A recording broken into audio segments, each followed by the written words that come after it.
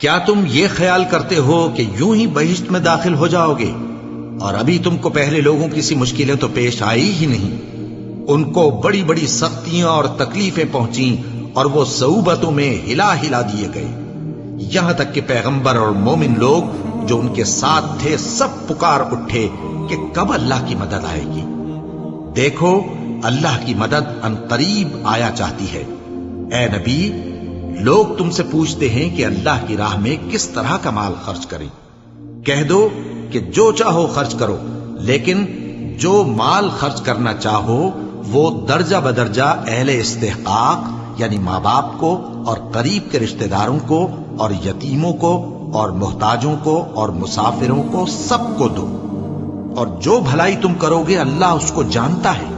مسلمانوں، تم پر اللہ کے رستے میں لڑنا فرض کر دیا گیا ہے، اور وہ تمہیں ناگوار تو ہوگا، مگر عجب نہیں کہ ایک چیز تم کو بری لگے اور وہ تمہارے حق میں بھلی ہو، اور عجب نہیں کہ ایک چیز تم کو بھلی لگے اور وہ تمہارے لیے مضر ہو، اور ان باتوں کو اللہ ہی بہتر جانتا ہے اور تم نہیں جانتے۔ اے پیغمبر، لوگ تم سے عزت والے مہینوں میں لڑائی کرنے کے بارے میں دریافت کرتے ہیں۔ کہہ دو کہ ان میں لڑنا بڑا گناہ ہے، اور اللہ کی راہ سے روکنا اور اس سے کفر کرنا اور مسجد حرام یعنی خانہ کعبہ میں جانے سے بند کرنا اور اہل مسجد کو اس میں سے نکال دینا جو یہ کفار کرتے ہیں، اللہ کے نزدیک اس سے بھی زیادہ گناہ ہے، اور فتنہ انگیزی خونریزی سے بھی بڑھ کر ہے، اور یہ لوگ ہمیشہ تم سے لڑتے رہیں گے، یہاں تک کہ اگر مقدور رکھیں تو تم کو تمہارے دین سے پھیر دیں، اور جو کوئی تم میں سے اپنے دین سے پھر کر کافر ہو جائے گا اور کافر ہی مرے گا تو ایسے لوگوں کے اعمال دنیا اور آخرت دونوں میں برباد ہو جائیں گے، اور یہی لوگ دوزخ میں جانے والے ہیں جس میں ہمیشہ رہیں گے۔ جو لوگ ایمان لائے اور اللہ کے لیے وطن چھوڑ گئے اور کفار سے جنگ کرتے رہے وہی اللہ کی رحمت کے امیدوار ہیں، اور اللہ بخشنے والا ہے، رحمت کرنے والا ہے۔ اے پیغمبر، لوگ تم سے شراب اور جوئے کا حکم دریافت کرتے ہیں۔ کہہ دو کہ ان میں گناہ بڑے ہیں اور لوگوں کے لیے کچھ فائدے بھی ہیں، مگر ان کے گناہ فائدوں سے کہیں زیادہ ہیں۔ اور یہ بھی تم سے پوچھتے ہیں کہ اللہ کی راہ میں کون سا مال خرچ کریں۔ کہہ دو کہ جو ضرورت سے زیادہ ہو۔ اس طرح اللہ تمہارے لیے اپنے احکام کھول کھول کر بیان فرماتا ہے تاکہ تم سوچو، یعنی دنیا اور آخرت کی باتوں میں غور کرو۔ اور تم سے یتیموں کے بارے میں بھی دریافت کرتے ہیں۔